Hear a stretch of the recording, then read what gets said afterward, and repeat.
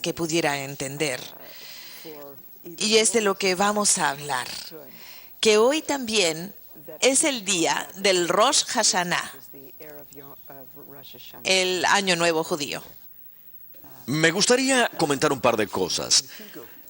Si pensamos que es el año 1943, fue cuando Hitler había tomado la decisión final de exterminar a todos los judíos de Europa.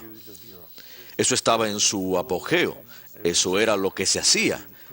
¿Usted siente menos dolor por la pena de los judíos de lo que se sufrió en Europa? Más. Sí. Más. Mi sensibilidad por todo tipo de vida es enormemente alta. Ahora tengo un amor más profundo por los judíos que el que tuve toda mi vida cuando crecía. Yo tengo un amor más profundo por la gente no judía, por el mundo entero, por el dolor del mundo, por las penas del mundo, así como la apreciación por lo que Dios hizo para redimirnos, lo cual no sabía cuando era una niña. Aún mayores a lo que sentía en mis años de protestantismo evangélico. Eso es algo que he escuchado una y otra vez. La gente que se convierte del judaísmo al catolicismo ama el judaísmo muchísimo más de lo que lo hacía cuando no eran católicos. Yo creo que antes no entendí lo que significaba ser judío. Nosotros crecemos pensando que hay dos tipos de personas en el mundo, los judíos y los no judíos. Es todo lo que sabía. Pero sabemos que Dios es nuestro Dios, el único Dios que existe. Y nosotros amamos ser judíos. Nosotros no éramos ortodoxos, pero celebrábamos las fiestas y cuando éramos muy jóvenes rezábamos y en los días de fiestas íbamos al oratorio judío. Oratorio judío se refiere a la sinagoga. Sí, a la sinagoga. Nosotros no éramos extremadamente observadores, pero había otra familia judía ortodoxa en Brooklyn que vivía cerca de nosotros con mi hermano menor David. A propósito, tenemos una hermana más, Susan, que es 3 años menor. Entonces mi hermano David y yo, pues en esa época Susan era muy pequeña, solíamos ir al Shabbat con esa familia que vivía cerca, solo por el privilegio de sentarnos en la oscuridad sin jugar, sin hacer nada en el Shabbat, excepto ser judíos, simplemente honrando a Dios. Nos encantaba. Claro. Simplemente nos encantaba. Pero las piezas no encajaban.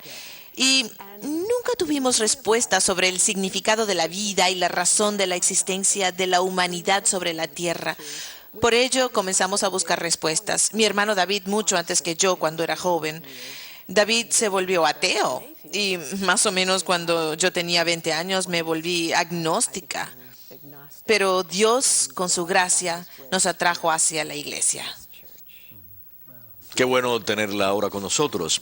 Una de las cosas en la que también nos puede ayudar es con el tema que he empezado a estudiar para mi doctorado. El judaísmo y, por supuesto, también el Antiguo Testamento. Porque este también es una raíz que nosotros los cristianos tal vez no compartamos en términos del legado familiar, pero es un legado espiritual que tenemos y es necesario para comprender nuestras raíces judías. Una mujer convertida del judaísmo, cuando comenzó a ir a misa, se me acercó porque quería que la bautizaran. Cuando fue a la misa y escuchó la oración que decía, que el Señor esté con ustedes, y respondíamos, y con tu espíritu, las gracias, en fin, muchas otras oraciones, ella dijo que eran sus oraciones judías. Además que ellos también dicen el santo, santo, santo, como nosotros lo hacemos. Y ella dijo que no podía creer que el judaísmo estuviera en las oraciones católicas. Pero yo le respondí que por supuesto usamos sus oraciones. Todos los grandes nombres de la Iglesia Católica son judíos: Jesús, María, José, Pedro, Pablo, Andrés. Todos son judíos y por supuesto que las oraciones no solamente tienen fundamento romano, el latino, sino que también tienen una base apostólica y son oraciones muy judías. Exacto. Y a propósito, cuando mi hermano David estaba averiguando sobre la Iglesia Católica, yo como protestante evangélica hacía 2 años trataba desesperadamente de evitar que se convirtiera en católico, por lo que en 1978 fui a visitarlo en la víspera de Navidad. Nosotros no habíamos practicado nuestro judaísmo desde que yo tenía 18 años, pero a pesar de eso, yo sabía que era judía, aunque no lo practicara, porque de alguna manera cuando uno está creciendo las cosas van penetrando dentro de uno. Claro. Y David me invitó a la misa de gallo en una pequeña iglesia de Nueva York y como yo nunca antes había estado en una iglesia católica, quería ver ¿cuál era el problema de David? Yo quería ver por qué estaba buscando en esta iglesia católica. Claro. Pobrecito, porque yo sabía que él había dado su vida a Cristo en una iglesia bautista, pero no encontró todas las respuestas ahí, pues él pensaba que si Dios estableció su iglesia en la tierra, tenía que haber dejado alguna forma que probara lo que quería decir. Tantas denominaciones fueron un problema para David. De este modo, en este punto me encontraba en la iglesia católica y fui con él en la víspera de Navidad del año 1978 a una misa en una pequeña iglesia de Nueva York y escuchamos la misa. David aún no era católico, por lo que él tampoco recibió la comunión. Y cuando salimos, él me preguntó qué pensaba. Él estaba muy emocionado y yo estaba enferma, no podía hablar. Estuve como en shock durante toda la media hora. ¿Qué fue lo que la impresionó? Yo estaba muy impresionada y finalmente cuando pude hablar le dije, y esto fue lo que me impresionó, le dije, David, esa es una sinagoga, pero con Cristo. Yo estaba impresionada y David estaba emocionado y me decía, sí, Rosa, es correcto lo que tú dices sobre la iglesia católica. Entonces yo le dije que no, que eso estaba mal, que no podía ser. Yo pensaba que él no comprendía que Cristo es el fin al que todos apuntamos. Por supuesto, en mis años evangélicos, no sé cómo, de qué manera lo pasamos por alto. Cuando Jesús dijo, yo no vengo para abolir, sino para completar. Sí. De alguna manera, aún tenía en mi mente que si él venía para completar algo, estaba eliminándolo, no lo estaba completando. En cuanto a mí, yo no estoy segura qué fue lo que me afectó ese día, pero las oraciones era como cuando nosotros nos sentábamos en los días de fiesta alrededor de las mesas judías, incluso en los sábados. Los rezos empezaban bendiciendo al Padre, esas eran nuestras oraciones judías, bendiciendo a nuestro Señor, Rey del universo. Y en la misa dicen, bendito seas, Dios de la creación. Eso es lo que ustedes dicen todos los días en la misa. No sé si son las palabras exactas, pero definitivamente son las oraciones que los judíos rezan durante las fiestas. Además, la liturgia, la procesión, el hecho de pararse en determinado momento, la forma en que levantan las manos con la Biblia. Yo pensaba que el rabino estaba levantando el Torá. Para mí todo fue tan judío, simplemente no lo podía superar. Sabía que tenía que estar equivocada. Y ahora está aquí. Es como George Burns, quien estaba tan impresionado cuando fue a ver al Papa Pío XII, que se sintió muy feliz. Entonces dijo que pensaba que aún estaba esperando que sucediera el mejor día de su vida, pero no era así. Fue el día que tuvo la gracia de ver al Papa. Él dijo que no estaba pensando en un cambio, pero si lo hacía sería convertirse en católico porque nadie hace mejores celebraciones que ellos. Eso es muy divertido.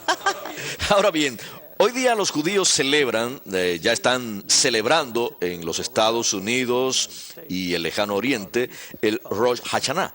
¿Qué significa esta fiesta? Es el año nuevo.